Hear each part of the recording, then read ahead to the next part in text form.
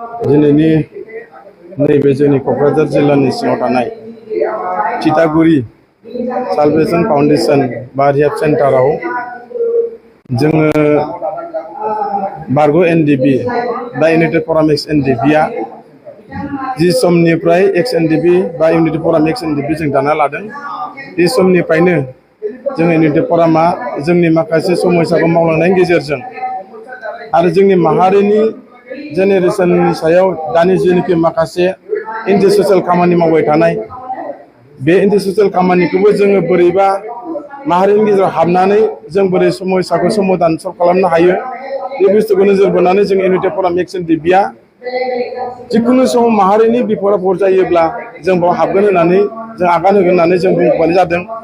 थिग बेबायदिनो दिनैनि नैबे थिथागुरियाव थानाय रिहाब सेन्टारनि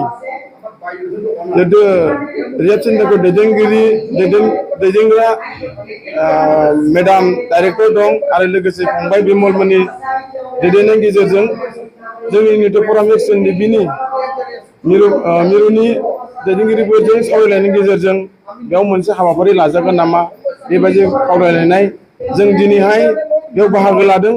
मेन उद्देश्यआनो जाबाय मा दिनै जों बेवहाय बाहागो लाफैनाय उद्देश्यआनो जाहैबाय जोंनि दानि जितु जेनेरेशना नैबे थिथागुरि थानाय रिहाब सेन्टारावहाय 60+ नि बारा माखासे ड्राग्सजोंहाय माखासे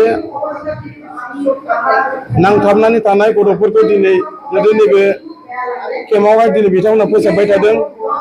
बे सेंग्राफोरनि सायावहाय जोंखौ दिनैहाय फंनैसो एवारनेस प्रग्रामनि गेजेरजों बुजायनो थाखाय आरो बे सेन्टारनि गेजेरजोंनो सारा बुहुमाव सारा आसामाव जोंनि बे माखासे एन्टि ससियेल खामानिखौ जोङो माबोरैहाय फोजोबनो हायो बेखौ जोङो दिनै गुरुत्वपूर्ण जों सावरायदों। जों एक्स एनडिबि इउनाइटेड फराम हिसाबै जों बेखौनो बुंबाय थागोन जिखुनु समावनो जे जोंनि बर' माहारिनि जेसेबां सेंग्रा सिख्ला लाइमोन सेंग्राफ्रा जिबायदि मोनसे गाज्रि आखल आखुजों दिनै आग बारायदों बे थासारिखौ नोजोर बोनानै दिनै जोङो सिन्था खालामनो गोनां जादों। जों दिनै गार्जेन हिसाबै जों साननो गोनां जादों दिनै जाय जोनोमगिरि बिमा बिफा दिनैहाय गाव गावनि फिसाफ्रा बेबायदि अबस्थायाव फैयोब्ला दिनै साफ्रोमबोनि बिमा बिफाया दिनैहाय सिन्था खालामनो गोनां जादों। दा बेनिखायनो दिनै जोङो जेसेबां हायो एसेबां इउनाइटेड फराम जानानै दिनै जों मोनफ्रोमबो रिहाब सेन्टाराव थानानै दिनै जों हाबनानै एवारनेस प्रग्राम खालामलांगोन आरो बे गाज्रि हुदानिफ्राय जों माब्रैबा मोजाङाव लाबोनो हागोन बे थासारिखौ नोजोर बोनानै दिनै जोंबो बाहागो लादों। बेखौनो आं खावलायनो लुबैदों नोंथांमोननि नैबे चेनेलनि गेजेरजों मोनफ्रोमबो जायगायाव इउनाइटेड फराम एक्स एनडिबिआ दिनै सिगांनिफ्रायनो जिखिनि हायो जोङो दिनै मदद होबोदों आरो बेल' नङा माखासे सेक्सुयेलफोर दिनैहाय रेस्टुरेन्टनिफ्राय लानानै बारफोरनिफ्राय लानानै हटेलफोरनिफ्राय लानानै जोङो जोंनि माहारिनि गेजेराव जेसेबां माखासे एन्टि ससियेल खामानि मावग्रा दिनै बेखौहाय जोङो दिनै सम सम ससियेल मिडियानि गेजेरजों बुंदों आरो बुंनायल' नङा जों मावबोदोंबो जों हमबोदोंबो आरो बे प्रग्रामा बे हाबाफारिया जेसेबां इउनाइटेड फराम एक्स एनडिबि थांना जागोन एसेबांनाखि जोङो बे खामानिखौ जों मावलांगोन। बेखिनिखौनो दिनै बे खौरांगिरि नोंथांमोननि गेजेरजों दिनै फोरमायनाय थाबाय आरो आसा आरो मिजिं थिदों जोंनि लाइमोन सेंग्रा सिख्लाफ्रा जाहाथे जोंनि बारग' एक्स एनडिबिजों बा इउनाइटेड फरामजों हमजायैनि सिगांनो जाहाथे बयबो गावबा गावनो जाहाथे दिनैनि जितु चेनेलनि गेजेरजों जिखिनि खौरांखौ मोनगोन नोंथांमोना बयबो कनसियास जानाया मोजां आरो बयबो लाइमोन सेंग्रा सिख्ला जाहाथे दिनै बे सोलायनाया मोजां आरो बेसिकेलि आं दिनै बुंगोन जोंहा एसेब्लाबो फिसाफोरनि जितु एसे भुल जानाया बेसिकेलि बिमाफोरनाव एसे बांसिन दायथ' थायो। बिमाफ्रा जेला फिसाफोरनि सायाव एसे एनै फंसे फंनै बुङो आंनि फिसाफ्रा बिदि नङा आंनि फिसा बेबायदि आखलखौ खालामाखै बेफोरबायदि दिनै बिमाफ्रा फ्रायानो बानस'नो नागिरो फिसाफोरनि माखासे भुल मावनायखौ जेला जाथाय जायो अब्लासो दिनै बिमाफोरा दिनै दाहा खालामनो बाध्यता जायो।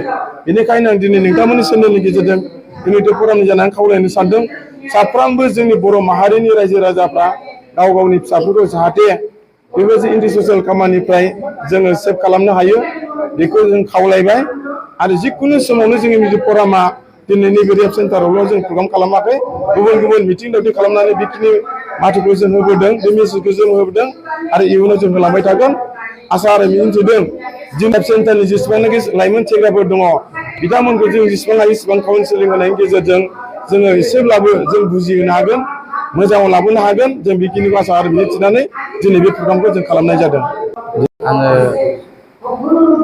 मिडिया नोंथांमोनखौ थेंक्स होदों हामबाय होदों नोंथांमोना फैनानै बेबायदि खबर लाफैनायनि थाखाय। दिनै एक्स एनडिपि प्लेटफर्मआ मोनसे प्रग्राम लादों वार्डनेस प्रग्राम आरो बे प्रग्रामाव बिथांमोनहा जोंखौ इनकारेज होफैदों। एसे आङो बे रिहाबनि एडभाइजार हिसाबै आङो दा खामानि मावगासिनो दङ।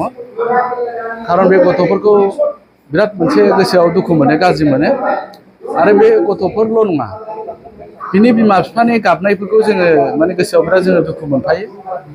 मोनसे बिराद गिदिर बेमार बायदि बेयो ओरैबायदि केन्सार बेमार बायदि बे ड्राग्स जानाया बेखौ जों दा सालायनानै मिथिगौ। दा बेनिखायनो आङो थेंक्स होदों दिनै जे जोंनि एक्स एनडिपि बिथांमोनहा फैनानै मोनसे एवारनेस प्रग्रामखौ बानायफैदों बिथांमोनखौ आं हामबाय होदों। बिथांमोना जेरै एक्स एनडिपि फार्मार जेरै फैदों आं बेबायदिनो मोनफ्रोमबो संगठनफोरखौ जोंनि बर'नि जेसेबां संगठनफोर दङ बे संगठनफोरखौ फैनानै बेबायदि खबर लाफैनानै जोंखौ जोंनि मावनायाव थुलुंगा होफैब्ला जोङो एसे आरो साबसिन इनकारेज मोनगौ। खारन जोङो जोंनि बर' जाथिया एसे जाथि हिसाबै बिराद मोनसे गाज्रि मोनसे बेमार हाबबाय। बे बेमारा बेनो जे माने जों माजों कन्ट्रल खालामबावनो आरो बेखौ जोङो समाज हिसाबै जों बयबो सांग्रां जानांसिगोन। गामि लेभेलनिफ्राय लानानै आप टु ग्रास लेभेलनिफ्राय लानानै जोंनि बे बिषया माने हाबगासिनो दङ। जों खबर मोनदों गाज्रि मोनसे बियो बेमार बायदि हाबगासिनो दङ।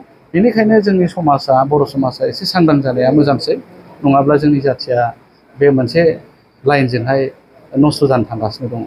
बर्थमान साबेसे गथ'फोर दङ? दा बर्थमानहाय जोंनियाव 60 जन दं।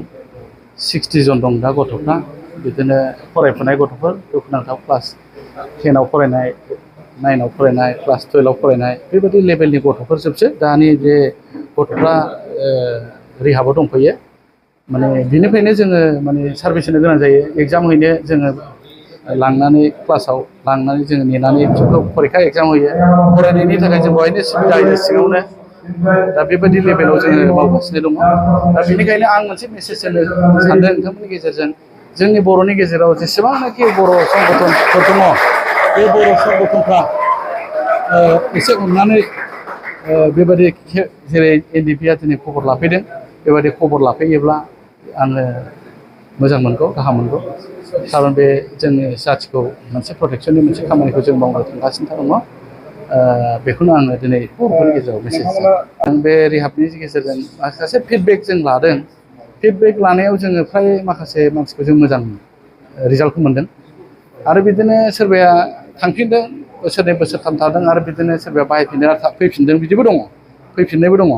खिन्थु जों फिडबेक लादों फ्राय माखासे बिमा बिफानिफ्राय आरो जों मोनदों फिडबेकखौ फ्राय माखासे बिदिनो 60%आ माने मोजां जाहैनायखौ जोङो रिजाल्ट मोनदों आरो